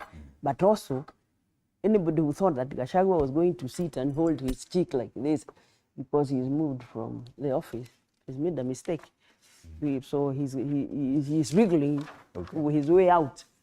And let's see what happens. Now that you confirmed you're still a member of UDA, there's been quite some reorganization with this merger, or is it Mezwa, according to the commentator. And we saw the elevation of some members of the ANC to very senior positions in the party, including the second deputy party leader, because now there are two party leaders in UDA. Are you comfortable with that reorganization? Is it something? Well, for me, I would think it should not have been made at the neck level. This is something that should have come to a bigger, broader organization like NDC or something like that. But being discussed at the desk of national, not even national, NEC. What is NEC? National Executive Council. It should have come to us, even for that public participation. Do you agree with this? Because actually it's being swallowed. How many members does Madibidi have in parliament? His own member of parliament is UDA member. So actually, he's not merger, he's swallowed. He is into Nikumezwa tu. Nikumezwa tu. Right. So habari kuu pale kwenye ukurasa wa mbele wa Taifa Leo inasema Gachagua mbioni kubomoa UDA. Baada ya kufurushwa kama naibu wa rais, Rigathi ageuza wakazi yake kituo cha kupanga mikakati kujifufua kisiasa. Aliyekuwa naibu wa rais Gachagua yuko katika harakati za kukibomoa chama tawala cha UDA, huku akikaribia kutangaza chama chake kipya mwishoni mwa mwezi huu. This is your friend we're talking about. Yes. Working to destroy the party of which you're a member. Where do you stand? That again is newspaper language. Kubomoa. You know, I'm sure he doesn't want to kubomoa, but for political survival, and he's not in UDA, he has to find another home. So if there are people who will go with him, then be it. This is politics. Right. interesting. And as far as the political parties are concerned, we have about 6 minutes to go as you make your final comments, about 2 minutes each. There's a headline that played out yesterday, and it talks about the return of sycophants. You mentioned something about that. Yeah. You've been accused of being one of them. I don't know now what is sycophant, because I am very sorry. I might disappoint many. This is me. I speak what is good, and I've always said. You know, one of the things I thank God is when when UDA came into, Kenya Kwanza came into power, I sat on a media station and I said, 2 years down the line, you will change all your CSS because of the mistakes you've just done. And we pleaded, give PSS who have worked into government to be now the technocrats to guide the CSS. I thank God it came to pass. And I remember sitting even in Parliament drinking tea. At that time, we were very emotional. I told friends of women who were seated with, in politics of men, don't be emotional. You will be so shocked. I remember even going to my leader's house, Jane, and we were having a party. And I will not say the name of the person, and I begged her, because she said, no, I can't greet you. And the leader was saying, look, we've been friends with bishops, not now, from the time even before. And so there's nothing big. And she told her, in politics, it's very interesting. Then I told her, look, you have now a position. One day, you know, you'll walk in Parliament. I will definitely have to fight for you because you're a woman, and I know they'll come fighting me. What am I trying to say is that it is very interesting when you call somebody a sycophant, because I will say it here now in Swahili, how I said it in church. Wewe kama upendi nchi yako, hama. Lakini kama unajua East Africa mzima, sisi tunaangaliwa na macho ingine, tunaambiwa, tunachukiwa. Huwezi enda Uganda, utaambiwa wewe Mkenya, uko aggressive. Huwezi enda Tanzania, uko aggressive. Kagame hawezi kukutaka, heri alete watu wake, KI wanasomeshwa, wanarudi kwa. Sasa tutaenda wapi? Si tulinde hii nchi yetu. So where did I say, if it was in an insha, the insha would have ended in Kiswahili kwamba tunasema tulinde nchi yetu. So now when I change it into English, because I realize it is just, can we be patriotic to our nation? And so from that time, then you become a sycophant. Now that is what the sycophants are doing. And then I said, let us respect the president. Just because we have talked about him last year. There was nothing else we were talking about. Kwani we don't want to talk about our lives? We also have our lives. Okay. And this year I told myself, I just need to talk about me. Because I've realized you are talking about others. And one thing that opened my eyes, I went and I looked at the portal of Bomayangu. I realized we are going to 3 million Kenyans looking for a house of affordable. And here we talk with one and he'll tell you, you're an empire. I said, oh. Okay. So Kenyans, we are the most interesting people. Linda maisha yako 2025. Tafuta yako. Ukisikia Mkenya akisema hii ni mbaya, enda hapo. Hiyo ni mzuri. Thank you. But Bwana Ruku, there has been a rise in the number of people who, especially on the presidential podium, their comments have been called to question. They're probably appearing too much like court jesters, singing too many praises to the president, or President Ruto will be here for 24 years and such like things. And probably that is why the headline read, the return of sycophants. Do you agree with this one from yesterday? In every government, there is a moderate, there is Andrinas, and there are those who are level-headed. So there's nothing wrong for being an Andrina. I think an Andrina is that the other ones of a sycophant. And for our system to run properly, you need pharaohs who will say as it is on the spot without sugarcoating anything. And that's why I support President Trump for putting things as they are without having political correctness, you know, that you are politically correct. You don't want people to, you say as it is. If you believe in the cause of President William Ruto, you say as it is, as I do, okay? So nothing wrong with that. So the issue of so-and-so is a sycophant, so-and-so is an anti-Rainer, we need such kind of people in any system. Even us as members of parliament, we have our own supporters in the constituency who we know they are... Could be described as psychopaths. Who, yeah. Because they believe 100% in me as a member of parliament. So even the president requires people who believe in him 100%, who will say things as a yeah, without sugarcoating, without caring what Muturi will say. That is needed by any system. Finally, Muturi, it is going to also underline that there is nobody who will be sacked, who will go home because of a realignment of parastatals.